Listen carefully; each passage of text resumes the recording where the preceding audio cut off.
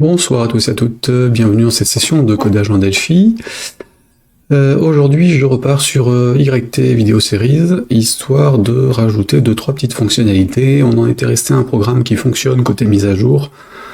Je vais juste refaire un petit tour des fonctions, voir si ça passe correctement, faire une release avec juste la partie mise à jour, histoire de dire on a une version des sources telle quelle. Et puis on rajoutera la partie génération de texte. Donc moteur de template et ainsi de suite. C'est donc parti, on va se mettre à droite dessus. Salut Sylvain. Ici, donc normalement, alors j'ai fait la mise à jour du dépôt en histoire d'être sûr que j'étais bien synchro avec les librairies et le reste. On reste sur du Delphi 12, puisque c'est celui qui est sorti il y a 15 jours. Celui-ci c'est bon, ça c'est ok.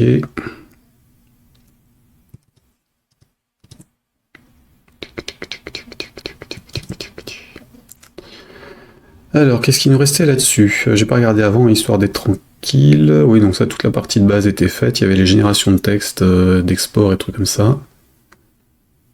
Donc c'est ce truc-là qu'on va faire, en fait, aujourd'hui. Génération du titre, descriptif et mots-clés d'un épisode pour un tube à copier-coller. Ah, double clic. Oui, si, j'ai peut-être d'autres trucs que je voudrais faire aujourd'hui, tiens. Alors ça, c'est le sujet principal.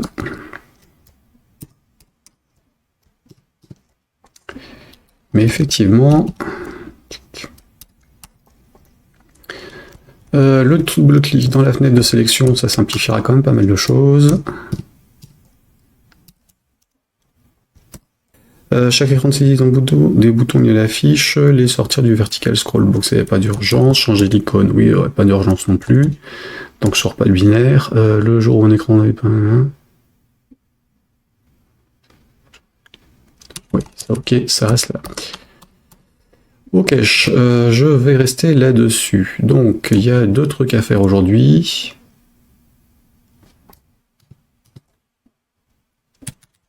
Ça, double-clic sur les fenêtres de sélection. Une release sur GitHub après test de mise à jour pour la version crude. Et génération du titre descriptif, donc le générateur de texte pour les tubes. Allons-y. Ah oui, et puis dernière chose, en fait, j'avais une mise à jour de base de données en attente, qui est là. Donc vu que le reste a fonctionné, que j'ai pu faire ce que je voulais dans Delphi, je peux faire sauter le champ qui restait. Donc la V4 de la mise à jour, je vais l'appliquer quand même. Donc on va commencer par ça, en fait. Ici, alors première chose, comme j'ai dit, j'allais générer une version. On va dire qu'on est aujourd'hui le 22. On est toujours sur du work in progress, mais on peut dire qu'on est en version 1. Quoique je peux virer le whip. Version 1, 22 novembre. Qu'est-ce que j'avais dans les trucs? Alors image, j'avais mis l'icône, ça c'était ok. La licence, est-ce que j'avais saisi quelque chose? Non. Je dois avoir un texte de licence là qui traîne quelque part. Là, 3615 là, comme end user license agreement. Il devait pas faire beaucoup de fric à l'époque. Le 3615 là. Les non-francophones ou des personnes qui n'ont pas connu les années 70, 80, 90 et 2000 et le Minitel en France ne peuvent pas comprendre, c'est pas forcément plus mal. QP machin, c'est où ça? Qu'est-ce que j'en ai fait? Je m'étais fait un petit fichier pour les licences. Évidemment, je l'ai foutu quelque part pour le ranger et... licence peut-être? Non, c'est logique. Je ne le trouve pas. Bon, c'est pas grave, on mettra ça plus tard, c'est pas important, donc je vais juste dire shareware. This program is Dali.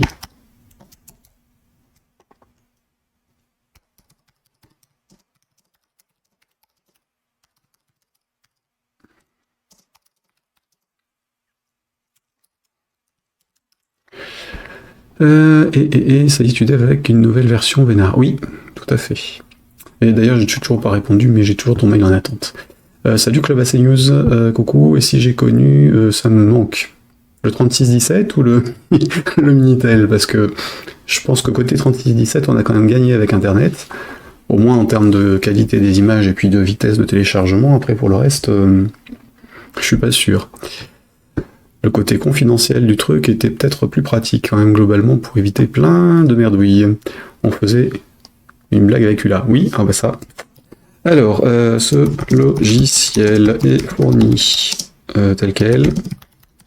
Aucune garantie. Mais tel quel.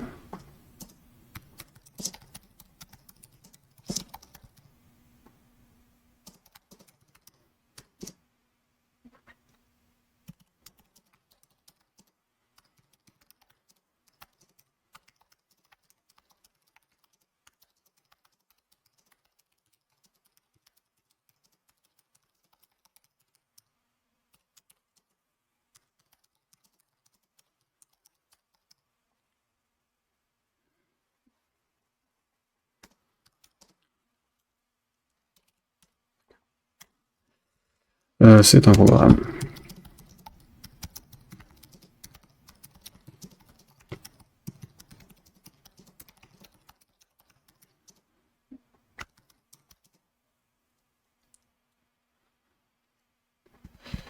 Si vous l'utilisez sur toiture commerciale.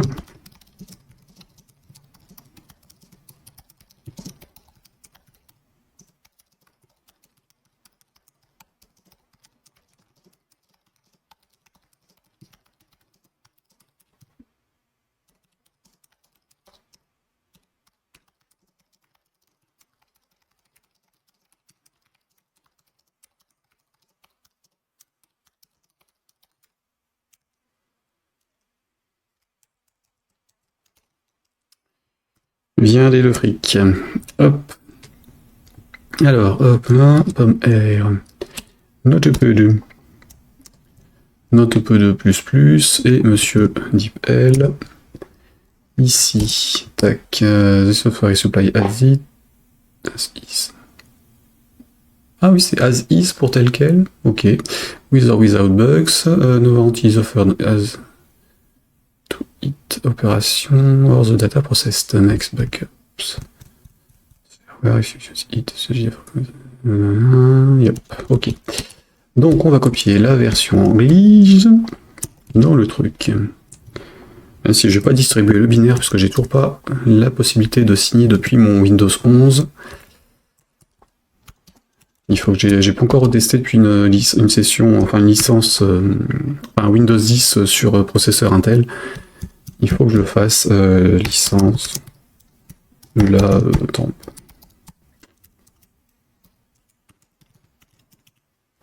Hop là, et je fous ça dans téléchargement, c'est bien. C'est bien, c'est le dossier qui va sur le Mac et qui va partout.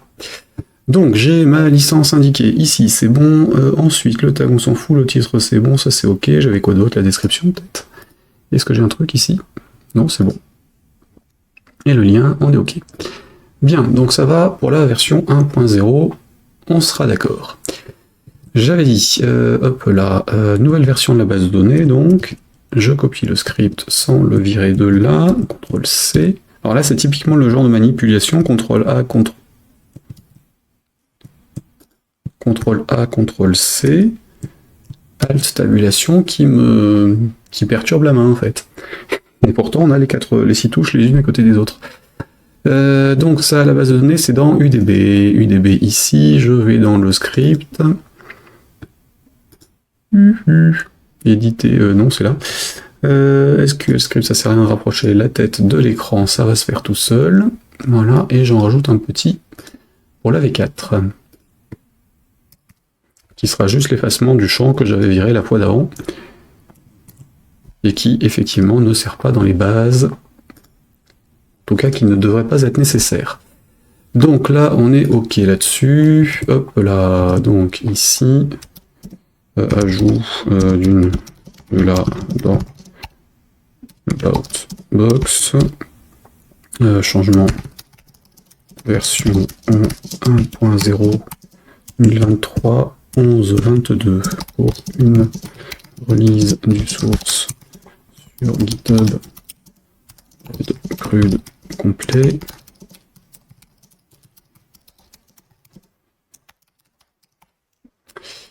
Voilà. Ensuite, donc ça c'est ok. Qu'est-ce qui nous restait? Donc traiter le double-clic. Ça c'est bon. Bah non, je l'ai pas fait. Alors, traiter double-clic dans la fenêtre de sélection. La fenêtre de sélection. Hop, CTRL W. Tac. Fenêtre de sélection, on en a deux. Select Record. Ici, et c'était.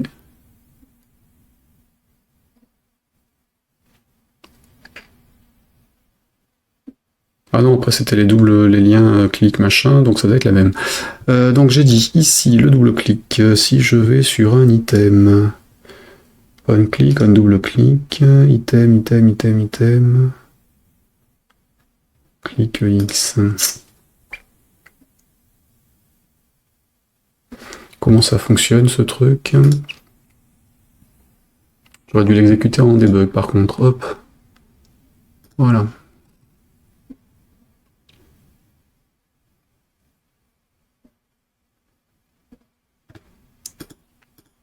Ça, on est bon. Lui, il fonctionne. Normalement, il va nulle part, mais il fonctionne. Salut PDP Maker.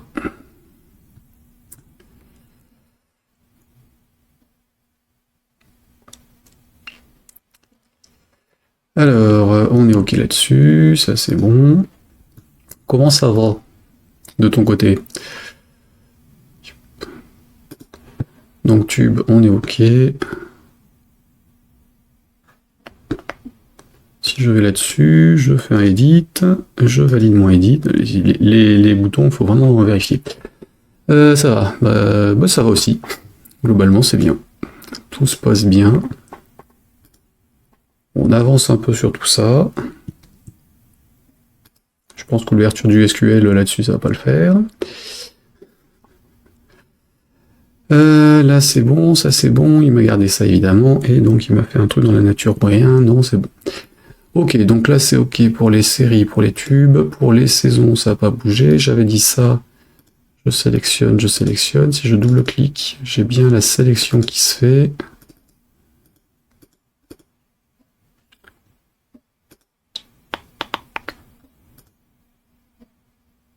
Ok, on va faire que si j'ai un double-clic, je vais déclencher le select.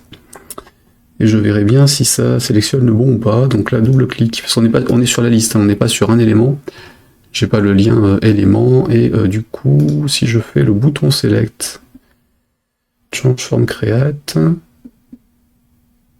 ah oui, il n'y a pas le. Il ne me propose pas. Bon, c'est bête. C'est bête, BTN. Non, tu veux pas. Il en veut pas. Ok.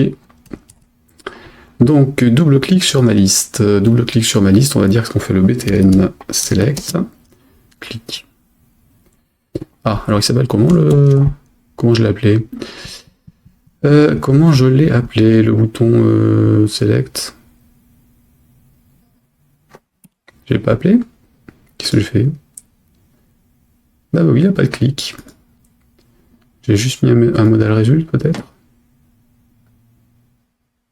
Ah oui, j'ai juste mis un modal result. Bon, bah tant pis. Alors, on va dire modal result prend OK. Hein. Double-clic.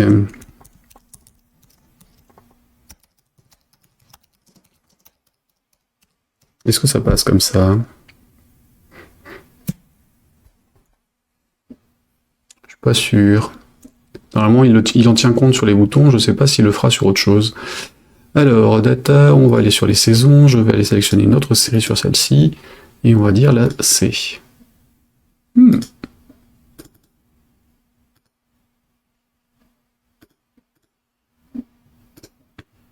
Il en tient compte sur les autres. Ok, bah ça marche. Ça me va. La remettre sur A quand même. Hop, quand même plus pratique avec le double-clic. Hein. Hop. Valider, c'est bon. Elle est... petit truc de couleur sur les boutons. Alors, on est OK là-dessus. Le double-clic est géré, je peux sortir de là. Le dernier truc qui me restait, c'était sur les vidéos. Est-ce que ça a fonctionné correctement? A priori, c'était bon. Et si on descendait, on avait les tubes. Et donc sur les tubes, on rajoutait un tube ici, par exemple, et c'était bon. Et je rajoutais un autre avec ça. Et le même, ça ne faisait rien. OK. Bon. Et bah ça passe. Ça passe, ça passe. Alors, dans ce cas... Qu'est-ce qu'il nous dit, lui?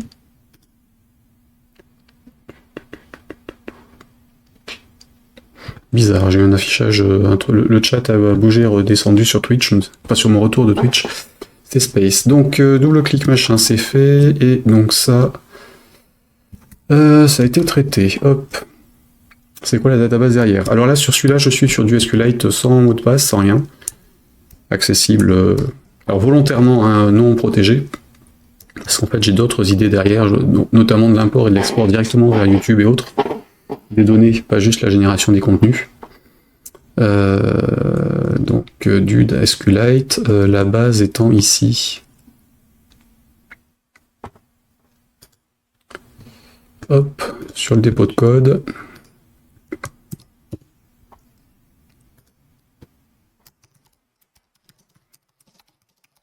Donc SQLite avec les sources sur ça. Hop. Donc j'ai la structure complète dans README, une structure modifiée dans le dbstruct vide avec les infos, donc là c'est juste la partie doc, et puis les différentes requêtes de mise à jour de la base dans les fichiers SQL. D'ailleurs en parlant de ça, est-ce que j'ai exécuté l'effacement du template dans la base vide? Je ne sais plus. Je ne sais plus. Ouvrir une base de données. Non, alors je vais le faire en ouverture. Ouvrir en lecture seule, histoire de ne pas perturber l'IDE qui l'a ouverte aussi. Ça, database, structure, et la requête que j'avais exécutée, la 4. Mise à jour de base, c'est celle-ci, donc on est dans tube. Est-ce que je l'avais déjà viré? Normalement, oui. Hein. Non, je ne l'avais pas encore viré sur celui-là. Je l'avais laissé. Donc il serait bien que j'exécute mes requêtes au fur et à mesure, et donc là c'est pas le contenu d'une cellule. C'est où? Il est exécuté, le SQL est là. Tac. Alors je suis en lecture seule, donc ça va pas faire grand chose. Donc je vais plutôt l'exécuter depuis l'éditeur directement, ne pas tenir compte. Depuis l'environnement de développement, puisqu'après tout, j'ai la base de données ouverte, on va sur la connexion et c'est parti. Hein. Bien que ça serve à quelque chose. Voilà. Alors, drop, syntaxe, erreur, alter, machin, drop. Oh. Pourquoi donc? Ah, oui. C'est géré, mais peut-être pas dans la version que j'utilise. Alors, donc on va plutôt refermer ici.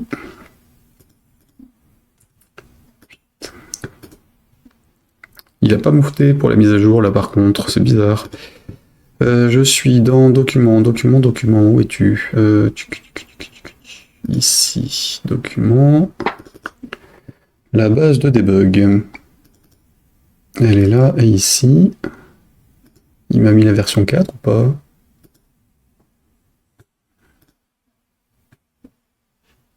Heureusement, je l'ai stocké en texte et pas en... Ouais, je suis bien en 4. Et pas en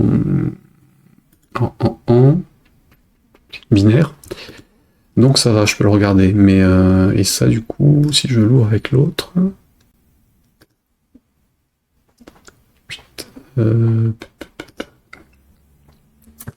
DB Browser for SQLite, qui est celui-ci.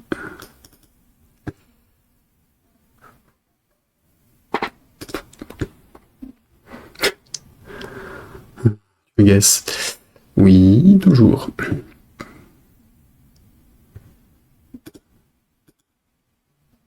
Il me l'a bien exécuté, donc c'est Fire. Bizarre, il me l'a exécuté, mais pas depuis l'IDE. L'IDE doit pas utiliser le même moteur de SQLite que l'autre. Étrange. Bon, bah du coup, je vais le faire à la main. Alors, ouvrir la base. On est sur celle-ci dans DB. Requête ici. D'un autre côté, est-ce qu'il l'a fait quand même, même s'il m'a mis le message d'erreur? Non, c'est bon, il n'a pas exécuté. Donc là, je l'exécute d'ici. Résultat requête exécuté avec succès, donc c'est bon, je peux fermer la base de données en l'enregistrant.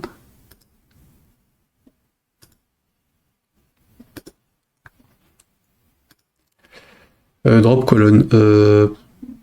En SQLite, ça marche? Non. Drop colonne en SQLite, ça m'étonne. Mais why not?